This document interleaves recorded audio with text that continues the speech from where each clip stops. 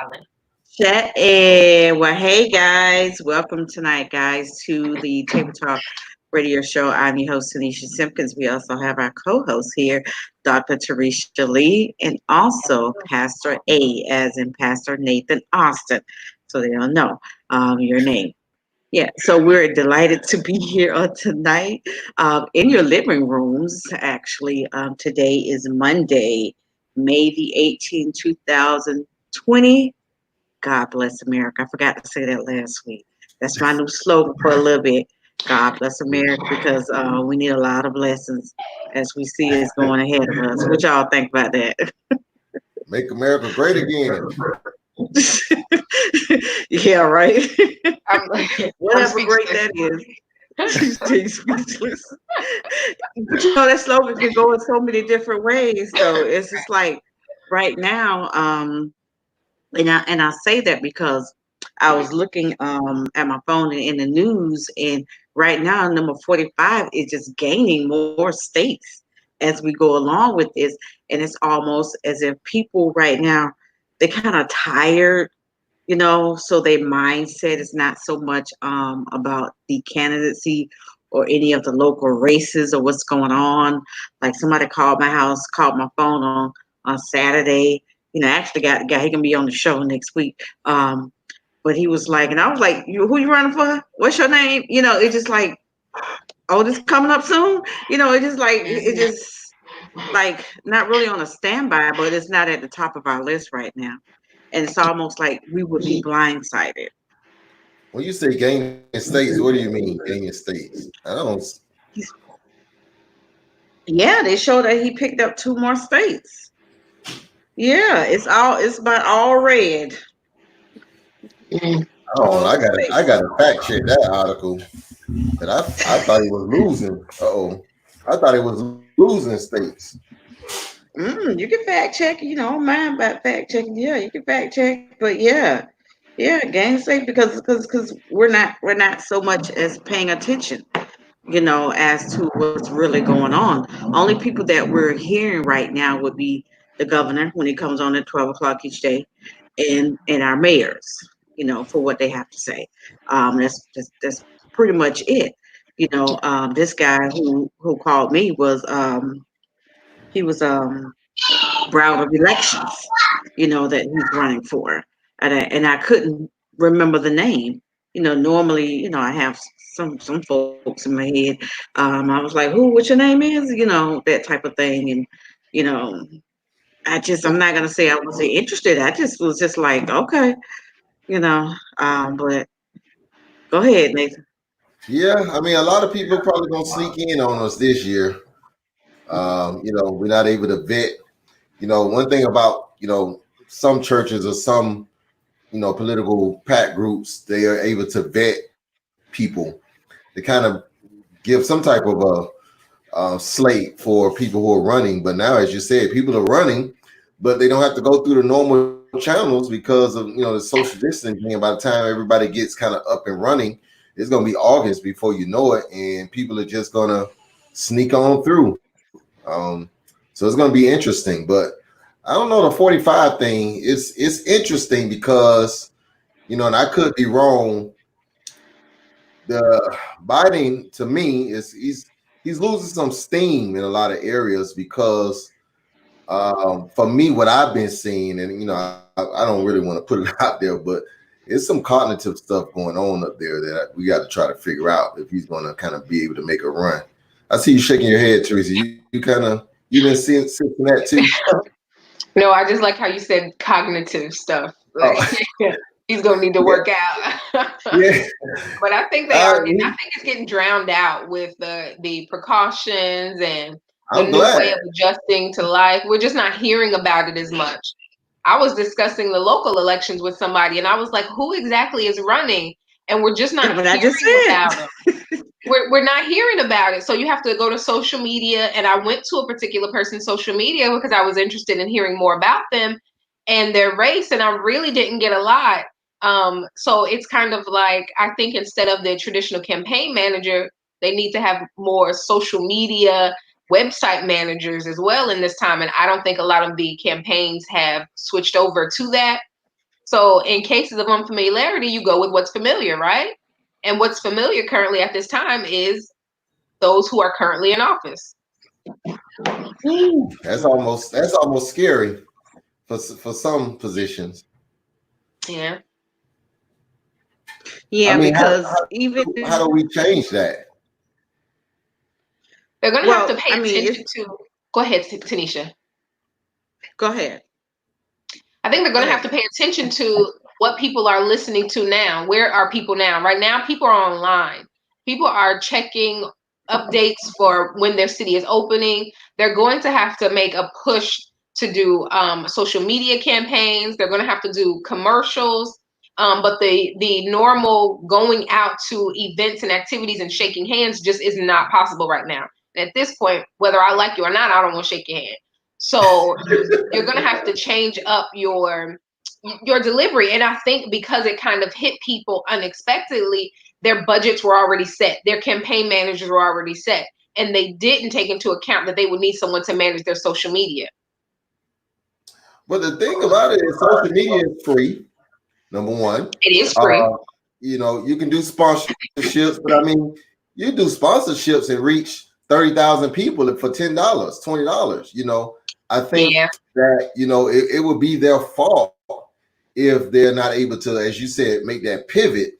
But there are a lot of entities that are going to have to make that pivot. I'm in an entity, the church, you know, that's going to have to be able to make that pivot towards the social media, because as you said, this is a good time.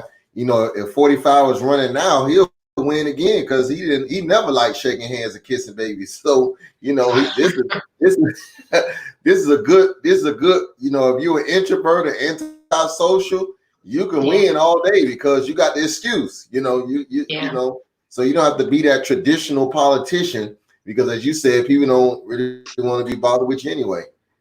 Yeah. So what they wanting people to do more of is do the ballots by home. They want you to mail them in, because that's the first thing that they ask. I have a couple of them, and a couple of people text. Send the email. Is to, for me, I'm like, nah, I'm not your campaign person, so I can't, you know, persuade people to do it. That's on you. But you know, if that's just if you can't go in, if you're doing it by home, that's fine. But do their mail in ballots. That's what they're looking for them to do. And Teresa, how they trying, and I use the word trying with bold letters, to campaign is by the distribution sites. If you look at the distribution sites, you will see them and their workers out there with their campaign names. You'll see that. You'll see it there. They taking pictures all on Facebook. We here, look at us, you know, type of thing. So that's their only campaign strategy, which is crazy. But unfortunately, that's the only campaign strategy that they know of to do socially. Yeah. But you know what? Because they can't go into churches. Like to somebody like me who hasn't frequented the distribution site, it's like, a picture on the side of the road. Like, what is that? Yeah, right. You know, like, come take this picture with me. Yeah. It means nothing. And see, that's why you need a campaign. That's why you need a social media manager. And like Pastor A said, the churches need to do it as well. They have to start reconfiguring how they present to their audiences, because I've actually seen some dynamic pastors, preachers, and speakers who are dry as paint online. And I'm like, why are they presenting like that? I've seen them live and they're amazing. But online, it's just like, I'm gonna do better next time. I was gonna tell you privately, Pastor A. Right, you could have sent me a private chat or something, man. That boy, golly, you gotta create a boldness on it. Okay, I'm sorry. I'm gonna throw some jokes in there this Sunday. Yeah.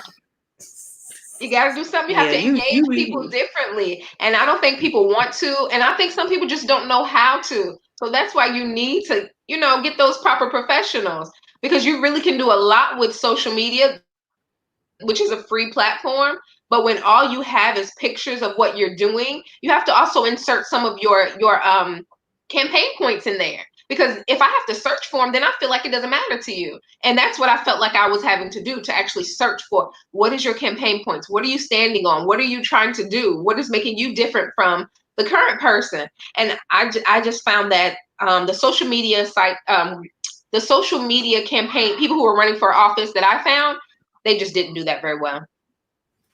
So the incumbents are their winning season. If you lose now, that means they really hated you if you're an incumbent.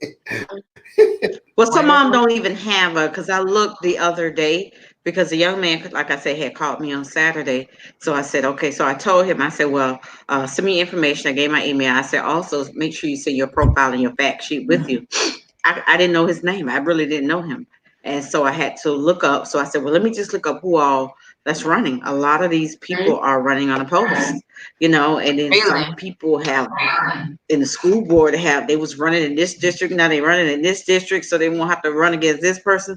So they, just kind of switching it up a little bit. So to make everybody a winner, we would say. But yeah, but since you talked about the pastor, so my question would be, some pastors, Pastor A, are now just getting the hang of this social media thing.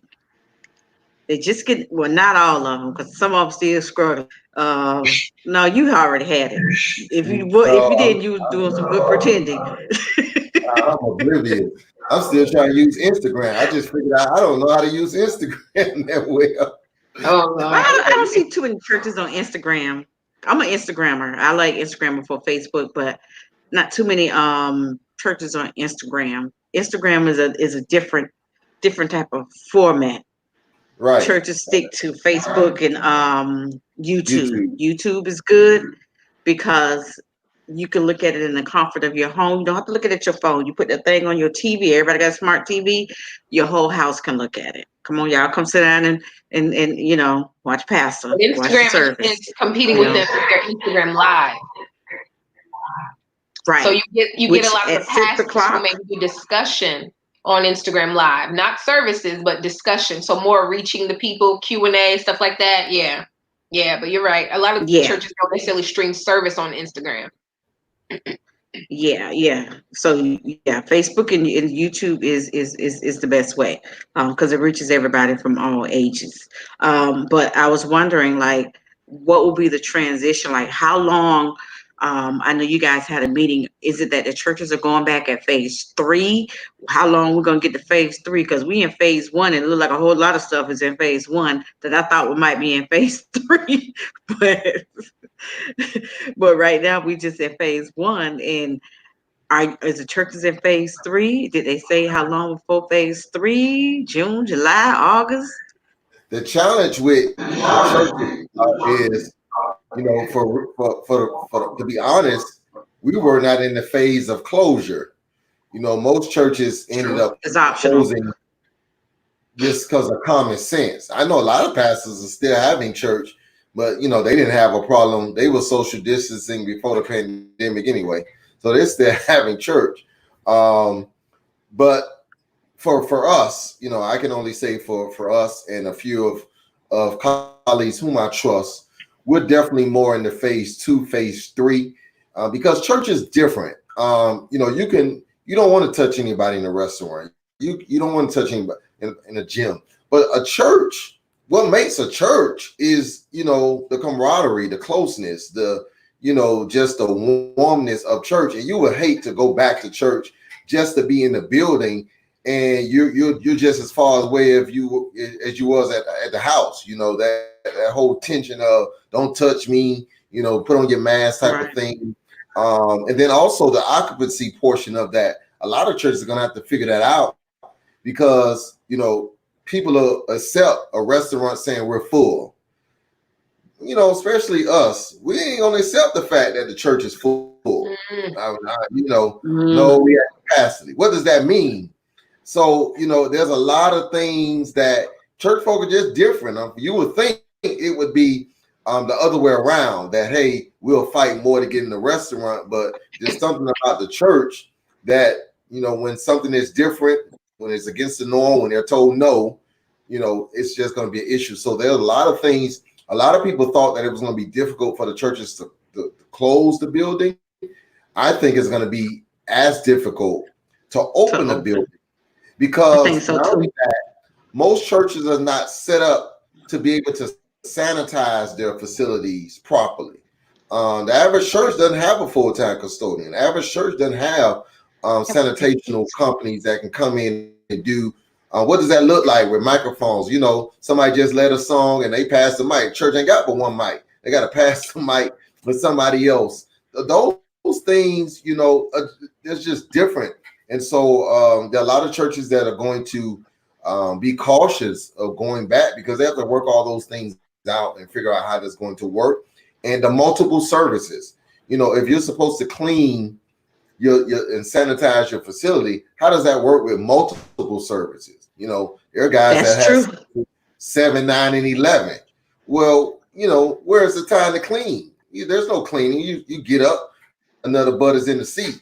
You're not really supposed to do those type of things anymore. So that's a good thought. Yeah, there's a lot of things, you know, and you can't be like the movie theater. You can only stagger church services out so far until people are like, I'm not going to church at no 4:00. Now that's just, you know, so there are a lot of things that need to be worked out.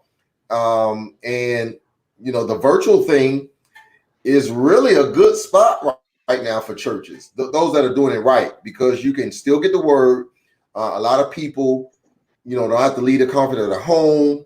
A lot of churches are going to do more virtual activities, you know, maybe we do church, but not Bible study, or, you know, just so many things that we're going to have to change as we move forward. So it's going to be interesting. Yeah. What about you? We have mastered the building. Are you guys going to stay watching that? I don't know. That's a good question. You know, I'm going to talk to some people tomorrow because we are that one that we have the 9:30, 11:15. So we only have like a 30-minute break, which is really 20 minutes because, you know, folks like to hang around, you know, so they're not all the way out because you have the other people coming. So then you know, people like to go just sit down and wait. So that would be interesting how many services we would probably have, you know, as opposed to having 1, 2, 3 back to back. The other one's not until to the evening, which is 6:00, which is late service in the high schoolers. But yeah, doing that. And I'm thinking like, will we be doing like, you know, how Publix, and I'm just going across the place here, how Publix have those marks and in the Walmarts. I mean, what would be suggestive for the churches to do the marks on the benches? Like, this your 6 feet, this your 6 feet. You know, we need to stagger out. Because you know, folks are get offended. You know, you be sitting there, and somebody come hop and sit by you. You want to say, "Can you move over?" You know, without sound, or you be like, you know, or something like that. Just saying. So if your church had multiple services, it's because, you know, to assume you're not going to have multiple services unless they're all full. So what you just said is interesting. Right. So now we have multiple services at, let's just say 70% capacity each service, 80% capacity. Now that needs to decrease. So if you're having 3 services at 70% capacity, how does that look when you're at 50% capacity? You know, do you do more services? That these things need to be worked out. And that's why for the church, the online is a great tool for the church, because there's just going to be some people that are not going to come right away. If they come back at all, there's going to be some that don't come back right away. And so you have to deal with that. And before you make a decision, oh, let's just have more services, you look up and the first service was empty. You know, so there's just a lot of things that we need to do to figure this thing out. And so for us, there is no rushing into it. We're making plans now. We're taking a month, this upcoming month, to vet out sanitational companies and all those type of things, because these are things that we're gonna have to do on a weekly basis that we were not doing before. So it's a new budget item. I know it's more cost, and the cost of it of doing this and hiring. And if you don't have, well, I assume, you know, everybody needs volunteers. Put some people on volunteer. You know, they are cleaning, they are volunteering. You know, I don't believe in having. No, seriously, I have gotten out of the thing of having like one particular group of people for things. This is something that was new for me to offer.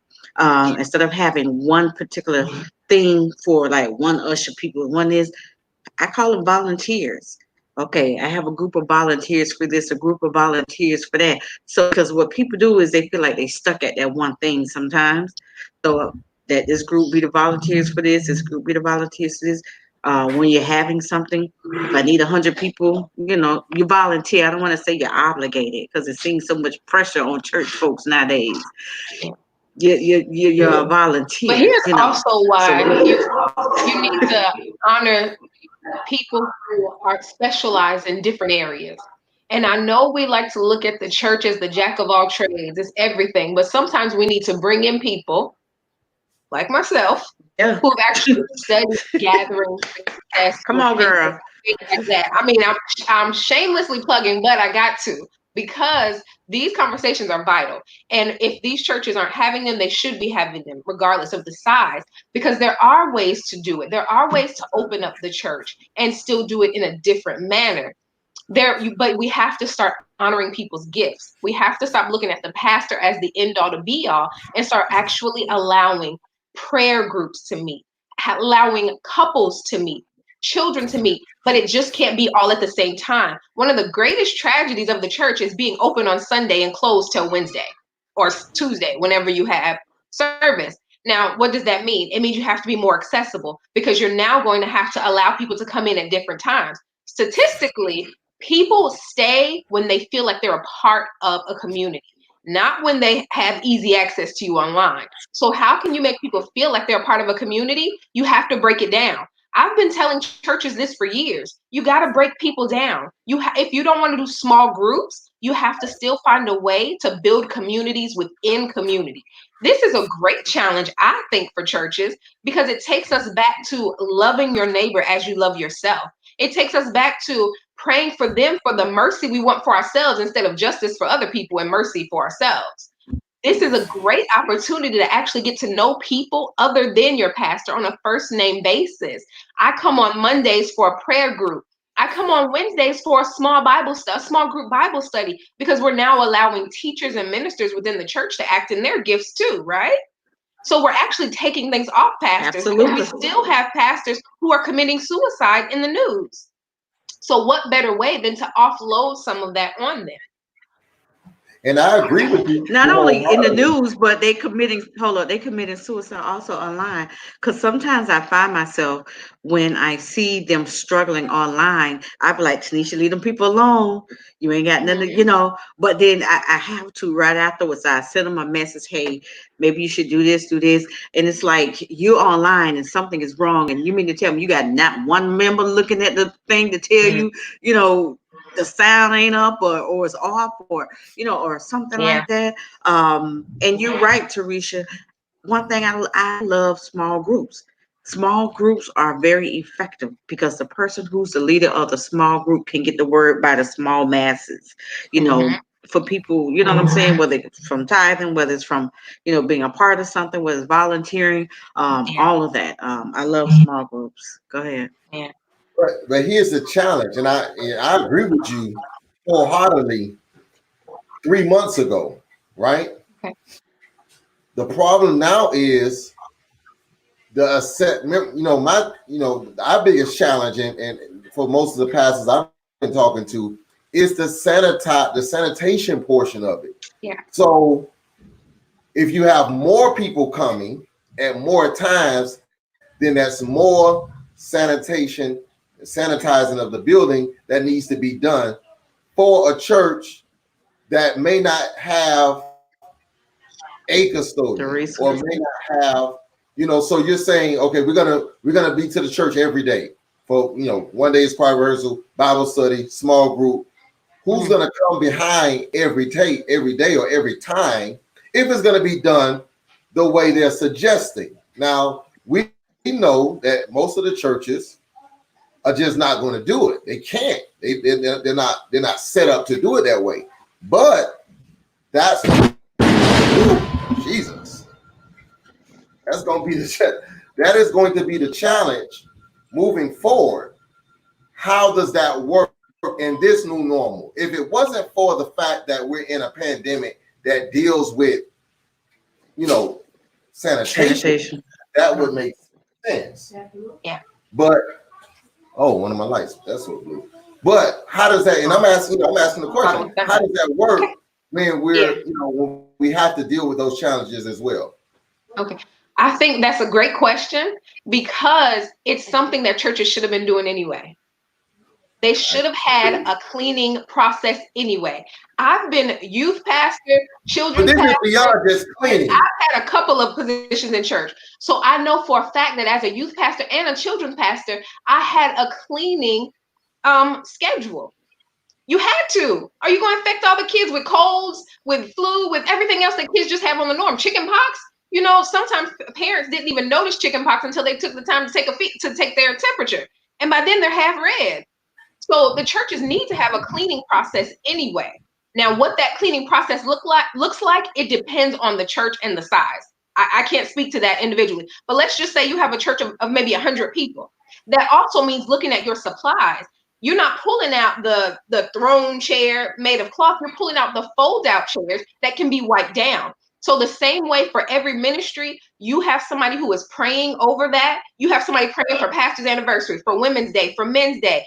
You need to do the same diligence and have somebody cleaning as well. So every ministry, while you have your prayer team, your praise and worship, your this, your that, you have to have your people that you train to clean and sanitize. Now you bring in a company and you actually allow them to teach them how to do it. Because a little Lysol, a little spray, it is not real difficult, especially if the media and the White House themselves are telling us the best way to combat this is washing your hands. Then that means it doesn't require professional grade supplies to clean up our churches. Right. So you have meetings because you go ahead. That's true. No, I agree with that. I agree with the statement, but for churches, and I'm thinking, I think always 100 smaller, that's what I've been trained to think. 5 years ago, I thought mega, but now I think differently. And we're kind of like in the middle, 250, 300. But the challenge with that at any size church is that you got 300 members, you got 30 that's going to do with the things that you're talking about. You maybe 50 if you are blessed. So the challenge is, again, trying to make sure that that's done more regularly. We have a children's facility. We make sure that's clean, that kind of stuff for children. The adults, we're moving from cleaning, which in most churches was simply vacuuming, picking up the trash, maybe straightening up the bathroom, to now, we're talking about cloth seats, which just about every church has them.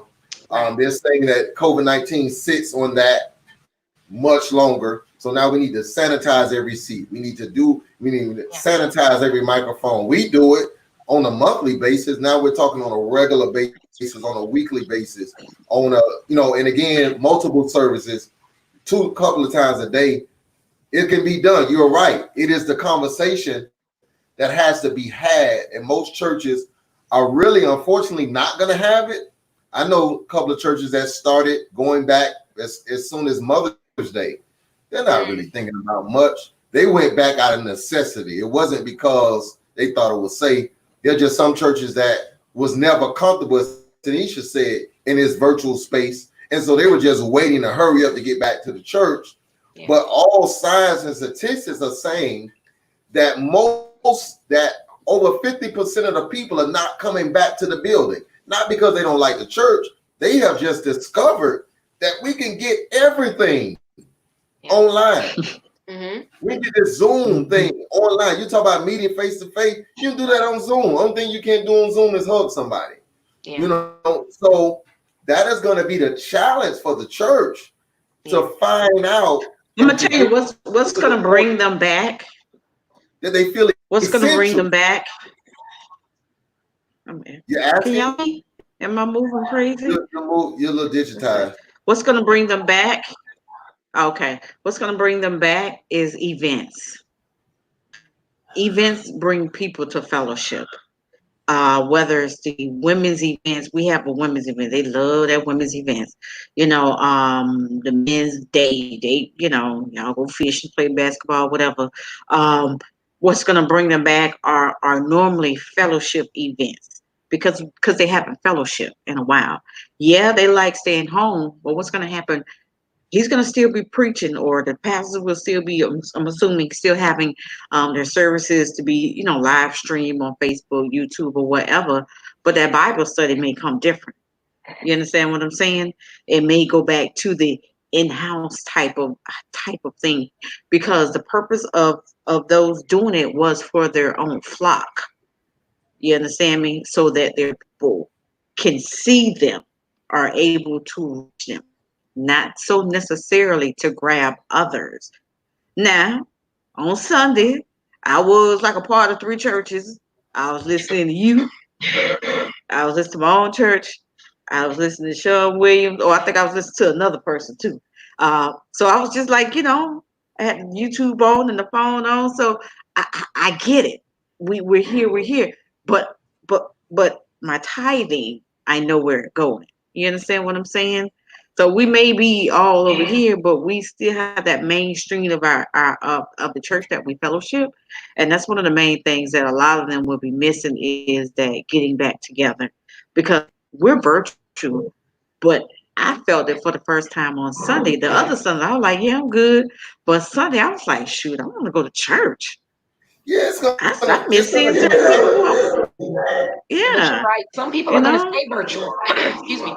Some people are going to stay virtual. Some people are going to they're comfortable virtual and they're going to stay there. And building a virtual community is just as building a physical community, events, activities, accessibility, how often you're online, how often you make yourself accessible to the people online is the same thing you're doing for the people who are coming.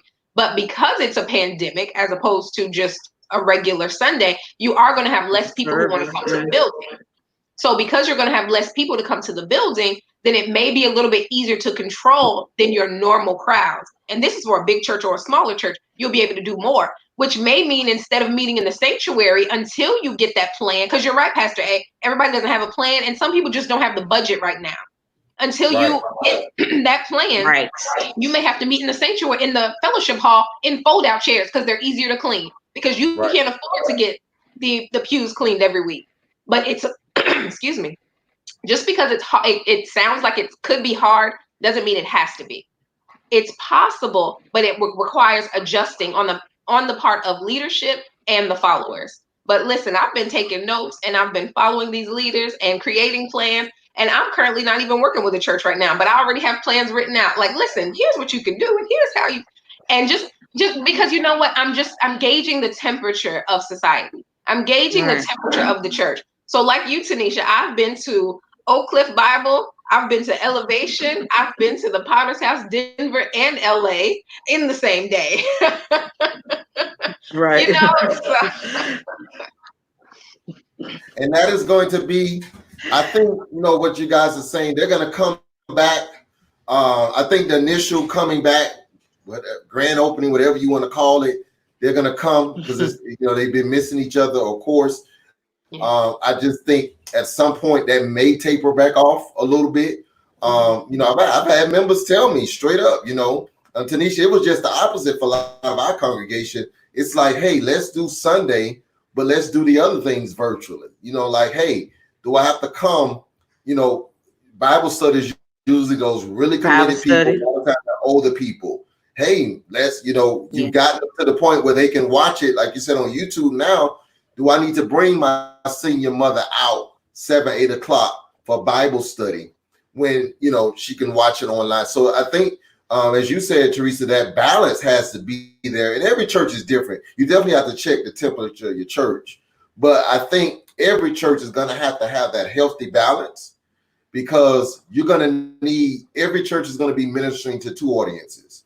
And then that's just going to be the new norm. And we have to do both of them effectively. We have to re-strategize staffing. Instead of that musician, you may need to get you a virtual pastor, a virtual person that's their job. The social media person, that's their job. Heck, it can be a teenager, that can do social media well. But you have to start staffing different, because the church is just going to be different. And that is going to be where we find who has the greatest value. Because the value has changed. It has changed. Right. and we've got to be able to shift with that. And the churches that are not able to shift or willing to, some are able and not willing. That's the sad part. Some are able, they're just not willing to shift. They're going to discover that in a year from now, they're going to be extinct. But here's the great thing But you about know what's so funny though? Hold up, Teresa. What's so interesting is that, you know, when Facebook was out, you had a lot of pastors that really didn't like Facebook. They couldn't stand Facebook. It was part of the sermon. Y'all on Facebook telling all y'all business. Oh, you got a face. Austin, you got a Facebook. Yeah, y'all got a face. Oh, that's just too much, right? But now you in need. Say what? Now they in need of Facebook. But my thing is, you still have to teach them because some still are just resistant, or it's just like it's been like 2 months now. And like I say on yesterday, I'm like, why haven't you achieved this? To put this camera in the right, you know, this way and not this, you know, it's just like the little small things. So I was telling the person, I was like, do a test run, do this, you know, to make sure, you know, everything is good, legit. I mean, you have people who are in your church. Why nobody ain't helping you? You understand what I'm saying? Why are we not reaching out? And just like Dr. Teresa said, if you need someone, here she is right here. There are people that can assist you. It doesn't have to be permanent. You understand what I'm saying? It can be a temporary thing. It can be 3 months, 6 months, well, at least 6 months. Start with 6 months, you know, at a small minimum to a year, to help you get your ministry established, because it just needs to be. I just feel that it needs to be. And some people will say, well, why are you on it so long? Well, why you have such a long conversation when it comes to church and to ministry? Because I love ministry. And I'll say that to people. And the reason I say that, Austin, because people, like with so much is going on right now about injustice, people will say things to make that you think that you having faith is stupid.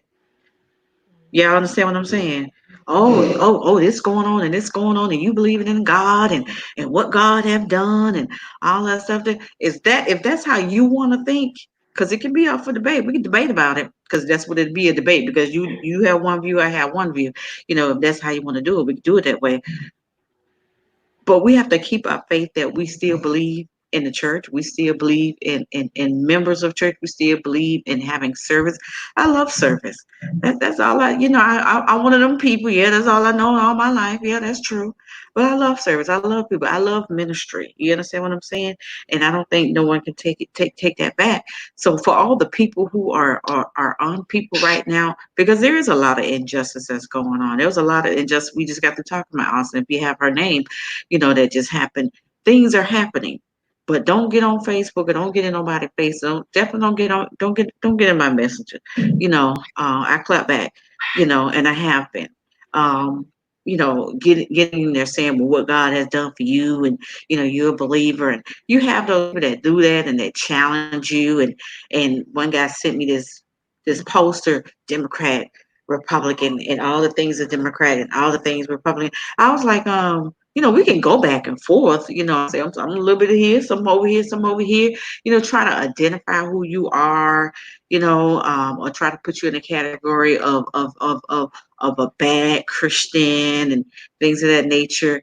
I just want us just to, I'm just going to this direction. I just want us to be confident in our faith, confident in who we are, and just confident in what we believe. I just need to say that. I think the best way, and I'm actually Dr. Lee, we was getting on her last week about the social justice piece. We got to find out what happened with that. But I think the key, and this is going to be, you know, and this, if this helps somebody, you can use it. One of the things that we're going to be using as a strategy or marketing tool, whatever you want to call it, is we have to make sure that our members know that they're still essential. You said it best, Teresa, that people go where they feel like they're wanted. So we still have to let them know that they're essential, that they're needed. Not just coming back, because they will get comfortable, but the church that's able to create that environment to say, hey, you know, your presence means something.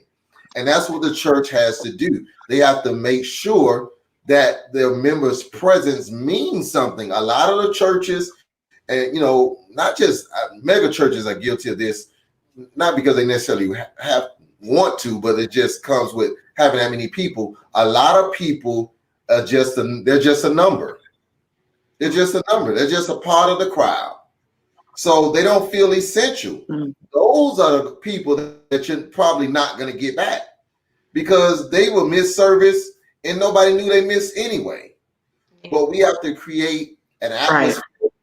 Right. Dr. Lee, you said it best. The church is going to get smaller, but we can use that to advantage, because we can spread love. We can make people feel more valuable than they were before, because we were just all about the size. I need 1,000 people. But you want 1,000 people, but you don't have the structure to cater to 1,000 people. Right. And that is the challenge. Yeah. A lot of churches are guilty of that. They're just a number. So that's just my. But I like Brother Eagle said, and I like that you said that, because it's not typical for a pastor to say that they're just a number. Oh, if I'm guilty of anything, it's telling the truth. But I was a part of a big church. Our church was not guilty of that, but I was a part of a church with 2,000-3,000 people at a time, but my pastor made everybody feel special, and so it bothers me when I see pastors and they preach a sermon and they're just out the door. They're just gone. Those people were just a number. Before service. They in the back room before service, and before it's even over. They don't even bless with the benediction. It's just, this is going to change the way people see the church. It really is. And if we're going to get them to come back, they have to feel like and feel wanted. Mm-hmm. And if not, they're just going to, be virtual, and chances are you think they with you, but they'll be like y'all too. They church hopping. They done went to, they went to everybody's church, church hopping, I'm church hopping. Yeah, church hopping. I don't, to each his own. How y'all been enjoying your church hopping? How's it been? You been blessed? Mm-hmm. I have been blessed. It's been wonderful. It's been nice to hear the different voices, to hear the different takes on the pandemic. I've enjoyed it. I've even looked at some, I even solicited my friends for some pastors I never heard of. I was like, who are you listening to? I just want to hear what's being said. I want to hear what's going on. I've had a good time. What do you think has been the common, like, what has you seen, for those that are doing it right? We won't talk about what have you seen as the common thread to the various voices that you've been hearing? I think for the pastors that I see that are doing it right, they aren't stuck to a traditional sermon every Sunday. They're sitting down, they're talking with their members, they're allowing for a live Q&A, or even if they aren't taking questions live, they're answering them live. They'll take them, screen them, because there's always somebody asking some foolishness, and then answering them. They're also, instead of trying to hold on to traditional formats of church, they're meeting in the Instagram live rooms. They're doing the group meetups in Zoom, because Zoom, you can do small groups.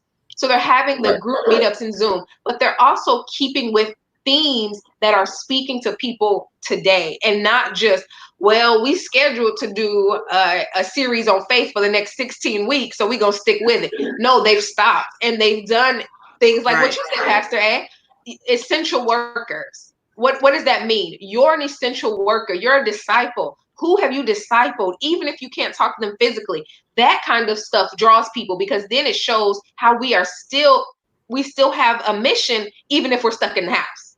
There's still things to be done, even if we're stuck in the house.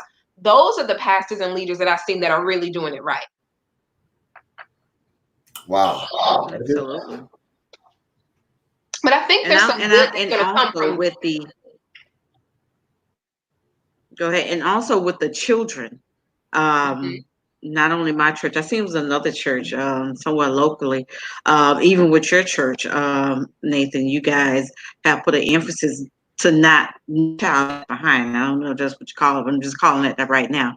No child is left behind because the foundation does matter. You know what I'm saying? That you guys are doing an emphasis on the kids as well. I know that where Spirit is, they do an emphasis with the middle school and the high school. Well, they have two different settings with them as well, and they very diligent about doing it. You know, on time they text and hey, I have a group chat. You know, all this stuff here. So they do life groups, they lifelines after they service, and then they going into their life groups as well as life leaders. Just like you said, Teresa, we have probably about 15, maybe 20 life group leaders on a Wednesday with groups through Zoom. You know, who knew? You know, through Zoom, so they still connected. Still, and what we do is we may have one person do something on YouTube, and then after that, you break into your small groups. Yeah. It works. At first, it was like a little stumble, but now everybody just pick up the beat. They own it. You know, that's why it is going to be hard because it's so convenient. It's so convenient. We can sit, we can chat, we can talk about this. All right, let me go on back to cooking. Let me go on back to looking at this movie. You know, I used to miss it because I had to run home from church, but now I can put it on pause. Talking about me, put it on pause and look at it at the same time. So I don't know, y'all. But I have a question for you I guys. just I have a question for you sure. guys. This is going to be an interesting question because, again, you know, me being at Zion, my whole concept of church changed dramatically. You know, just I had one level of church, and you know, being to where I am, it just changed. And what I've discovered is, and well, I'm gonna ask you this question first: have you guys followed churches that were just small, like not the you know the Oak Cliffs, not the Jates or the just the average church? Because there's a misconception about church, right? Most people look at church and they think Jates. That's not the average church. That's abnormal. You know, Right. the you know Tony Evans. That's not normal. The normal church statistic says a 75 or less, right? So the challenge in most of those churches have always been that they're not, you know, they're not capable. You know, the Sunday school is traditional. They don't have well-skilled professionals because all the well-skilled professionals gone somewhere else, right? Yeah. So what happens to that church who may have a desire to do a Zoom Sunday school, but they just have a little Sunday school teacher that could barely, you know, they can't even do Zoom in that area. How can those churches, I don't want to say compete, but stay relevant in this season? Coming from two just excellent, brilliant young ladies, well educated, how do you see that? Because even Teresa, where you, Tanisha, where you came from, it wasn't a storefront church. You came from Hopewell, so that was still a larger church. But you guys have a lot of values that I'm not sure that the average church can even meet, if that makes any sense. They can't meet that need. I'll go first because I think Teresa was a director of a small church too, and she's been director and consulting at the school on the subject. So I was a director at a smaller church, is Apostolic, right there in Fort Lauderdale, storefront church.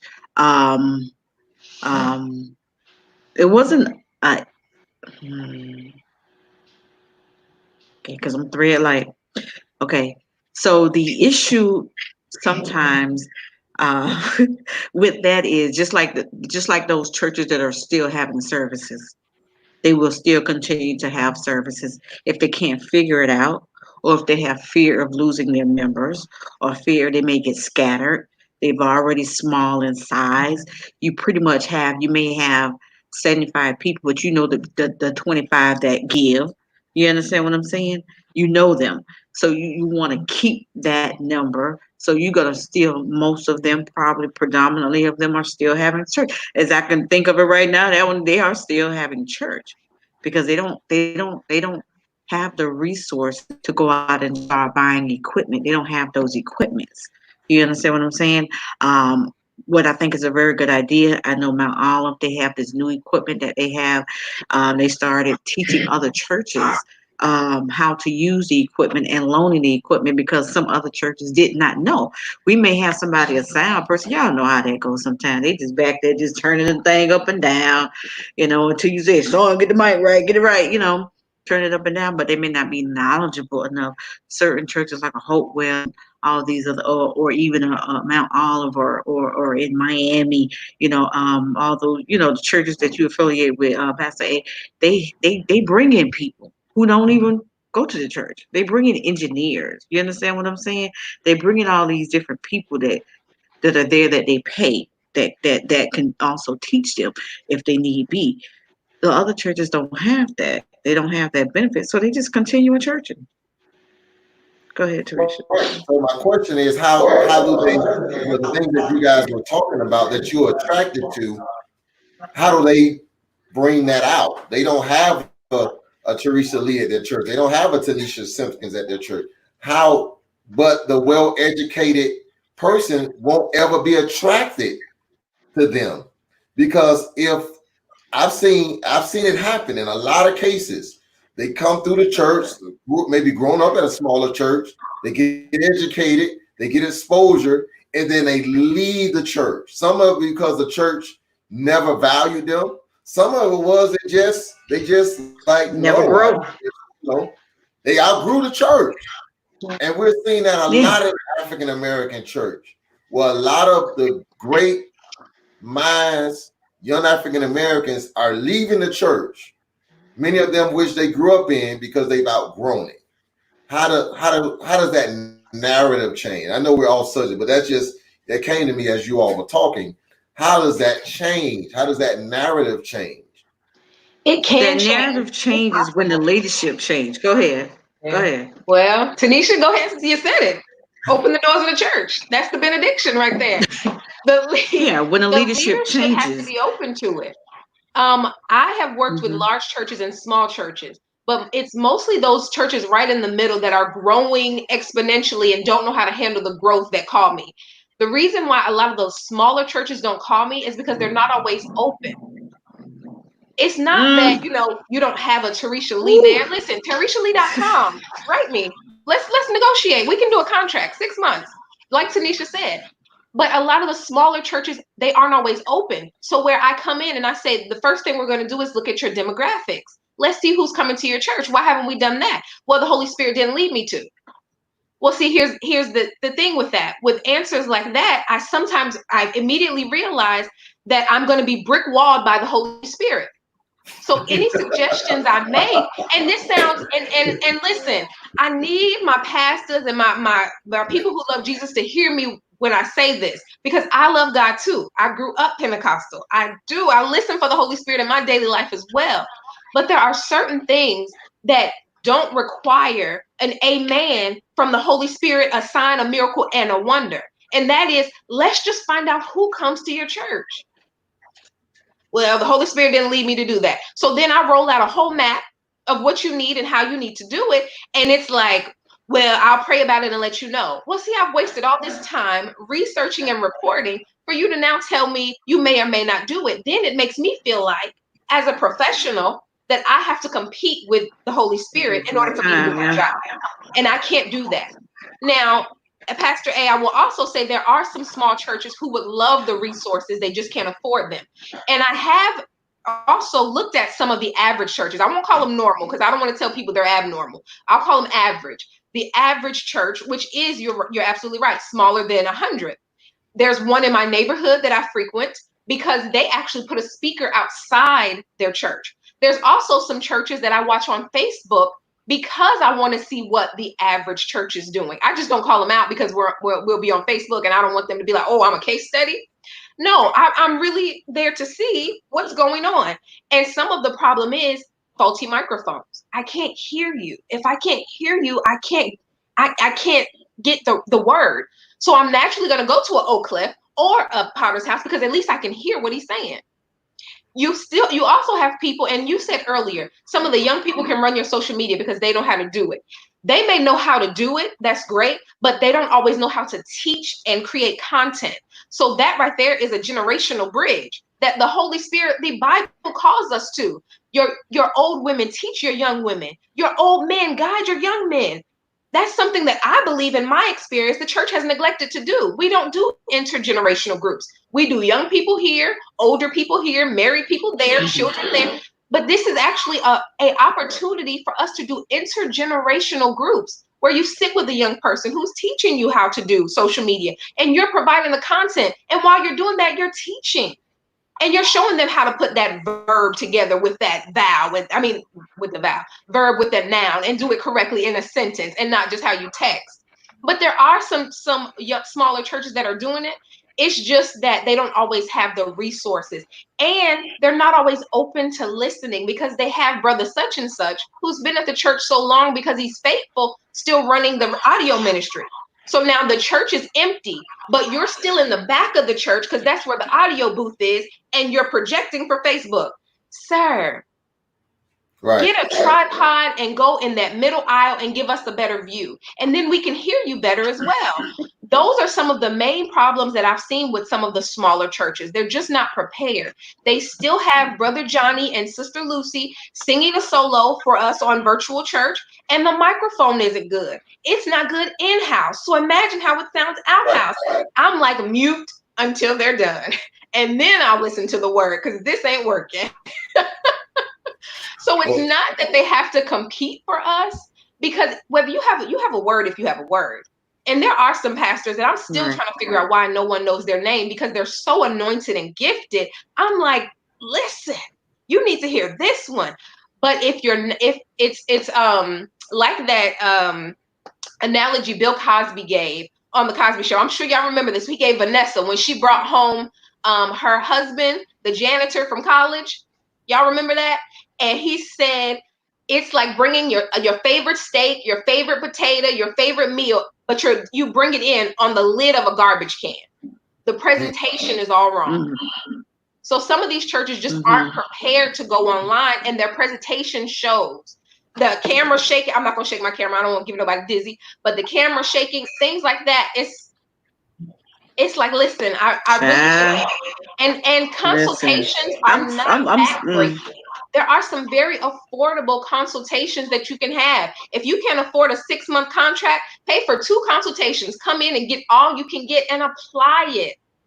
But don't come wasting your time and the consult's time and you say you're not going to do anything. Well, you give me your information. I'm going to help you.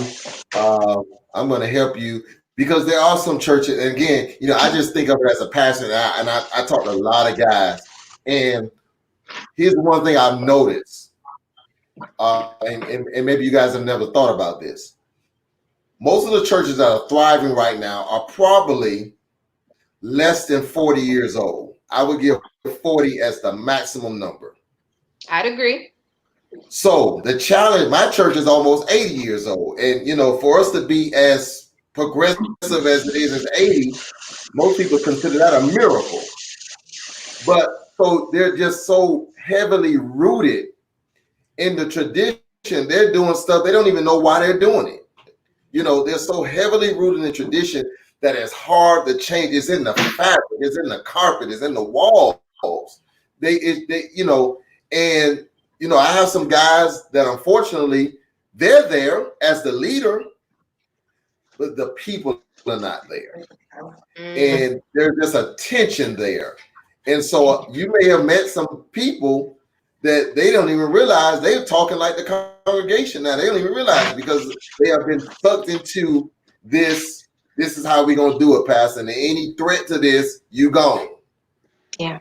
So, for you ladies, let me say this. For each one of the churches that I've been a director for, did I know that it would be a lot of static coming in? Absolutely. The first one, it was more family. because this how the family do it. Well, if you did this, well, this is my uncle. I'm gonna go tell him no. Well, why you gonna tell me I can't do this? I don't like you. I don't know why. It's because they didn't want that type of structure.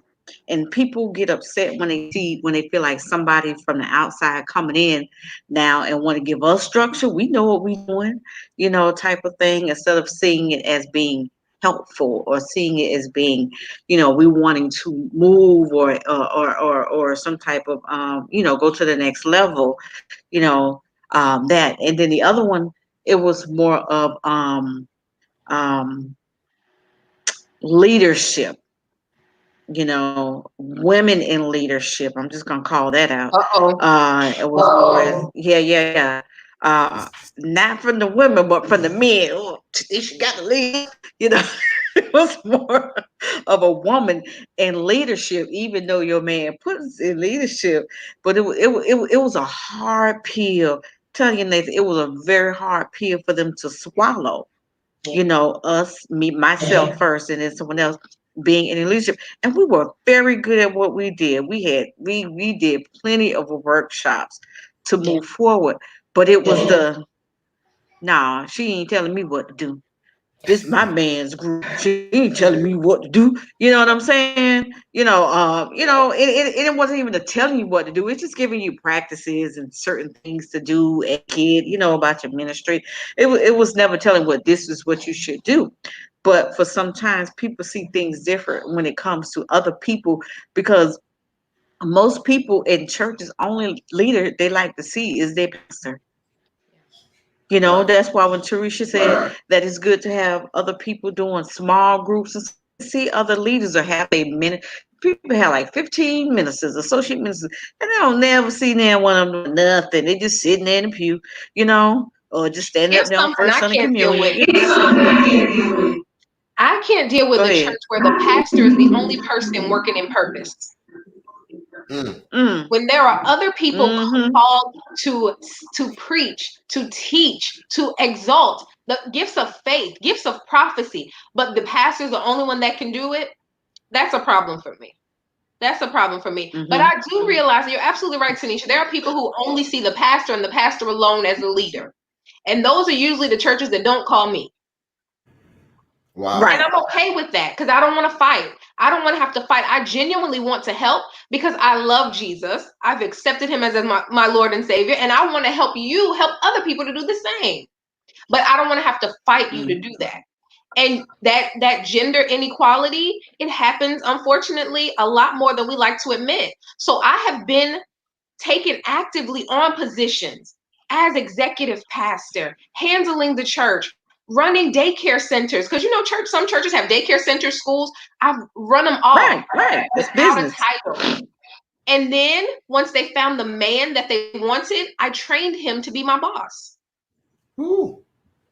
But that's going into a whole nother topic. I'm not gonna digress. I feel you, girl. I feel you. I feel the pain in your voice. I feel you on that one. That's kind of like what happened there too. I wanted to dig you guys, because I'm not to say you guys, colloquially, but I wanted to dig you because most people on Table Talk, they don't know this about you all. I do, but I really want to push you as far, because this is the time. This is people that yourself. This is your season. Most pastors and people, I've been talking to guys now that they're ready to go back because things that they were preaching and trying to get their church to do. Oh, pastor, we don't need that camera, all this. This has softened the ground. And so now what they need they need experts. They need people that know church, that can come in and get. So I'm going to, Tanisha, I want you to give me your, send me your stuff. I want to use Zion as a case study because I want to push you guys to let you know that, listen, it can be done. We need that. That's one of the things you said, Teresa, the church is something about, we don't like to bring in outsiders. That's just, we don't like to do it. We're led by the Holy Spirit. As you say, I laugh because that's just how we're led. The pastor is the end all be all, but we're at a point now that this is a critical point in the church's life. It really is. It is, and this can make or break congregations. There are churches that are going to close their doors because they didn't get online giving, they didn't get in-person giving. They're actually going to close down. Now, where are those people going to go? We have to be able to accommodate the people of God. We have to. That's exactly where I was going. There are a lot of churches right now on life support. They're on life support. And if they don't get it right before 2020 comes to a close, they're no longer going to exist. It is just hard because there are a lot of people that just think going back to let's have an in-person service is enough. People see church differently. They see it differently now. The flaws, the length of service. Oh, everybody's service outside of Jake's, he can the only person I know that can keep it for 2 hours. And it'd be like, man, that wasn't even enough. But now we've gone from a night. We thought we were doing good at a 90-minute model, but now 45 minutes, an hour is the longest. 45 minutes, right? 45 minutes, right? Now that becomes difficult to do when you have bodies because there's just some things that are different. You can edit that stuff out. There's just certain things you can. But that model has changed. Now we got to figure out how can we do. More in less time. So there are a lot of things that the church is going to have to address if they're going to keep, as you said, if they're going to stay alive. It just really is. The Tony Evans, the Jake, they're not going anywhere. Jamal Bryant's, the Elevation, they're not going anywhere. They're mainstay. They got the money. They're not going anywhere. I'm gonna tell you simply because most of those churches. Not every large. Hopefully, they have those people that are they have financial people, and that's what a lot of the people who have smaller congregations for some reason feel like they shouldn't have a financial person. I don't know why. That's one of the main things I ask: who's your financial person? Because they need to set you up. Remember last week I said you got your retirement. I was joking, but I was for real. They need to be some type of setup. So a lot of these churches, even if they can go without 3 months of with tithing, they still have a lot of the equity. They still have funds. Some people are like, we building now, we ain't stopped building. We almost finished. Even during this season, people still have that extra funding. You understand what I'm saying? Or even like from where I was at Hope, they have good equity. They still have those things to keep moving, and that's 101 when it comes to churches. To put yourself in a good situation, especially when you're getting a new church or building and all that stuff. There's a whole nother subject, but doing that, and I'll say this to the pitch for them, for you, for myself and you, Teresa, those who are listening, and your friends also, Pastor A, contact us. Let us help you. Cause I'm telling you, I be struggling online. Sonny, I'm in everybody's inbox. I need you to do this next week. I can show you 5 people. I don't probably one dude the whole next time y'all hold your camera. You need to do this. You need to have somebody. Because I'm just getting frustrated. Because I'm like, this like 2 months. All right, if I didn't get an inbox from you. Oh, you good? I be looking at yours too. I be looking. All right, y'all. They do good. But see, right. I ain't you have somebody who's online. Right. Because if somebody say in your thing the sound is not good, there's somebody there to respond. You understand what I'm saying? Or let me check, or whatever the case may be. We just need more people, more helpful people. And I think we said this maybe a couple Mondays ago. If you're somebody who's in that church and you know that your people need help them. It's okay. Use that gift. That could have been that might be your gift. People be struggling, they don't know what their purpose is. That's probably your gift right there. A gift of helping. But that is my goal for myself and other pastors. Is my goal is because you guys chances are you grew up in a smaller context, outgrew it. The goal for me is what I want to see churches and pastors get to the point is where you're growing, you're growing these members, you're exposing them. And I know we got to go, but here's what I found out. And I've just got to the point where I've changed that narrative. We do a great job in celebrating the kids going to college, right? Most Black churches, man, we did that baccalaureate service and we pushed them to go to college. Yeah. The challenge is once they get exposed, we're not equipped to handle them when they come back. That's because they're more educated than the pastor. Right. So my goal for my colleagues is that if you're gonna and it kind of pains me on the other end, because I feel like, and I get it, I feel like, hey, this was a church that pushed you when you ain't have no books. They sold, fried chicken, but then they get educated and then they leave and go to the church that didn't do anything for them, and they reap the benefits of their high-paying job, their tithing, and all those type of things, right? So I think both parties have to do a better job, and I want to get pastors to the point to where they're finding these diamonds in the rough that are in their congregation and say, listen, brother, you better tap into them, because you're going to lose them to the Steve Furtick's of the world, or whoever the Steve Furtick is in their city, and I use that name particularly, because we're seeing it. We're seeing great African-American men and women go off and everybody else benefit from their skill set. And then we try to figure out what happened. And that's why certain churches are able to prosper, because, hey, they got the average person there making six figures. They can build anything they want. Okay, I got a final word for that. A final word, because you're right, we got to go. But the final word for that is, when we are content in trusting the voice of God and knowing our purpose, then we allow other people to come in and do what they do. The churches that have been intimidated by me because I am more educated than them, I had to realize that you're not sure if I'm going to steal your members, and I have no desire to be a pastor. God hasn't called me to that. But when you're not secure in what God has called you to do, you become intimidated when people around you begin to flourish. But when you are secure in it, you can say, listen, my gift is to pastor this church, but I need you to help me with this, you to help me with that, and you to help me with this. For some reason, the church has lacked asking for help.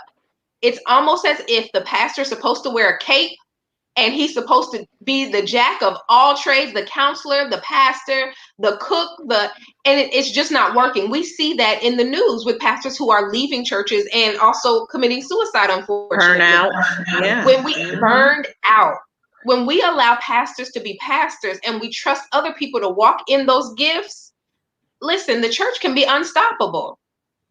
Right. And everybody's just looking for a comfortable place to do that. A comfortable place where they can flourish and grow in their word, in the word, and in their God-given purpose. You hit it. Absolutely. That was good. That was absolutely good. I mean, we can go on with this conversation, but I know we all have things to do. But I thank you guys for this conversation, because it's much needed, and I hope it's something that that they do listen to, or give them the opportunity, guys. So I need to find one of those type of groups for them to listen to, because we want you to do better. It's not that I know you're talking, Nathan, that we get to a point and we're highly educated and we doing this and we go to another church where we feel more prominent. It's not even that. It's sometimes the movement. I'm like this. People say, "How are you?" I say, "I'm colorful. I'm vibrant. I like to move. I like to move." And that's how people are. They like movement. When you just stand here, imagine you going away from school for 4 years and you come back. It's the same thing. It's like nothing moved. So they feel like if I'm here now, y'all are holding me back. It's a world out there that's moving. But I came back 4 years later from church, and sister, you know what I'm saying, still teaching Sunday school that can't, whatever.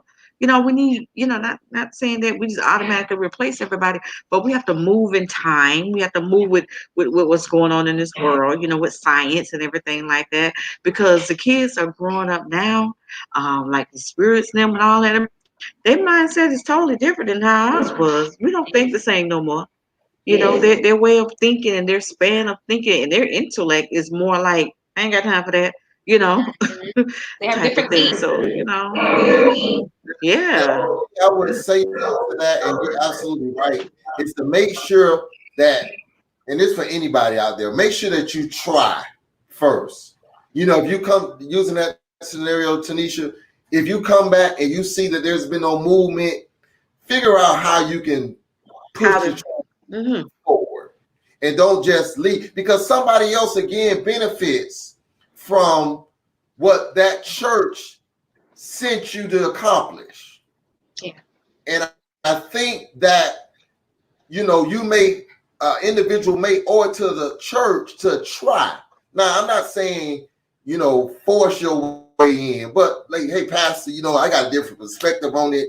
I've seen this because I'm doing it at our church. I've been blessed to have young people to come back because they have some attachments. If the Lord get this pandemic, I would have had a doctor at my church. We sent her away my first graduating class. Now she's been in school all her life. She's going to be a doctor. Well, I've been leaning on her throughout this entire pandemic. I've always shown her, thank God she's married to one of my preachers, but I've always had that in the back of my mind that I don't want to lose, but we got an awesome college ministry. We sent them off and hundreds of thousands of dollars we spent on college students, but all in my mind, I'm trying to make sure when they get this education, will they be able to apply it at our church? And again, our church is 80 years old. And so that is that's just been a slight pet peeve of mine. I know there's been some fault in the church as well because we reject that knowledge. But at some point, the church has to embrace the knowledge. The people have to be able and willing to give the knowledge. And so that there can be a happy medium, because if not, the church is going to just remain the same and everybody else is going to get the benefit of what we're doing. Because again, there are a lot of churches, the mega church, they don't do much for their college kids.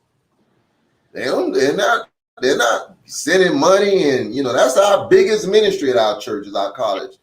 Every kid in college right now, a birthday, anything they need, we're there, and so we've been seeing that for generations, and I think that's the only way it's going to change if we have to really address it and address it hard, so that churches are able to shift and do what they need to do. That's just we weren't prepared to talk about that today, but it's been an awesome discussion. I'm going to send this to a lot of my pastoral friends, and Tarisha and Tanisha, I'm gonna blow you guys up, because this is a vital conversation for such a time as this. Because you're right again, there are churches on life support as we speak. And if these issues are not addressed, a lot of major institutions are going to close, and they're going to be closed forever.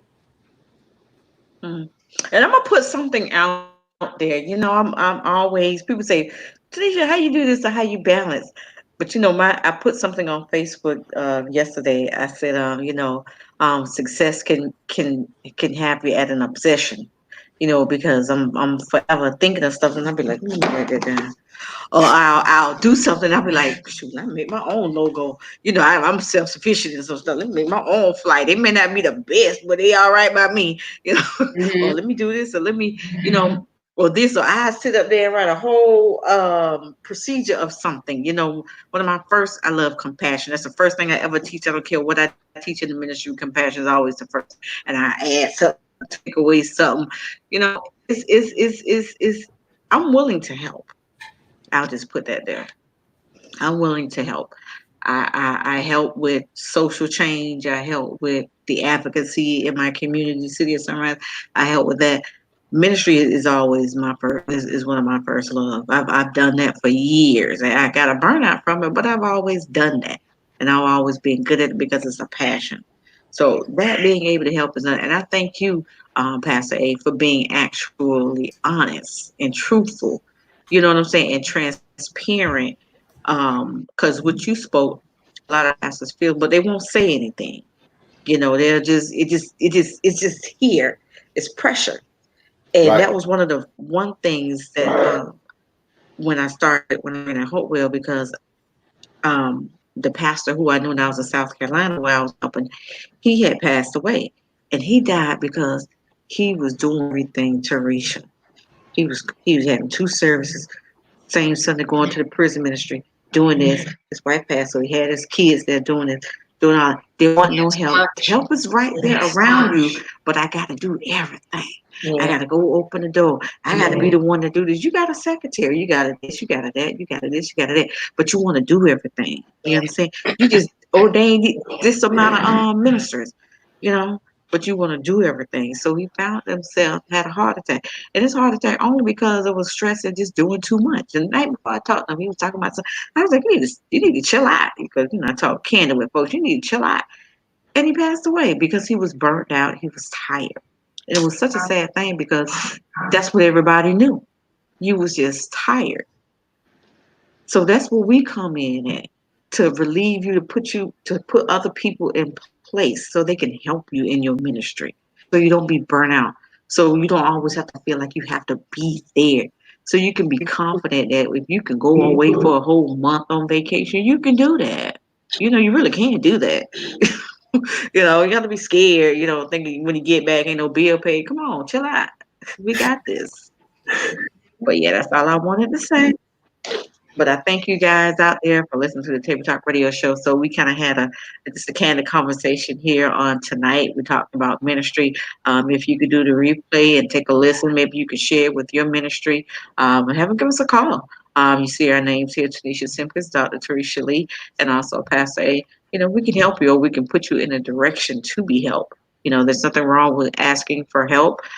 Just like what Pastor A said, we're in a whole nother different type of dimensions. We like to talk about dimensions and level. Well, right now we're in that, and we're going into that. So when we get back into that phase 2 or 3, when church doors are open, at least we can come out with a plan. All right. So that was my infomercial for that. So y'all give us a call. All right. Anything you'd like to say before y'all got announcements? Go ahead. Don't call me, call them. I'm gonna give you their number. No, nothing else. You can find me at All right, well, thank you TanishaLee.com. guys for joining. Okay, Tanisha Simpkins Enterprises.com. Or you can just inbox me. I check out my inboxes because some of them be busy, so it's all good. All right, so thank you guys for joining the Table Talk Radio Show. We'll see you back here on next Monday at 7 p.m. You guys have a great night. Peace. Good night.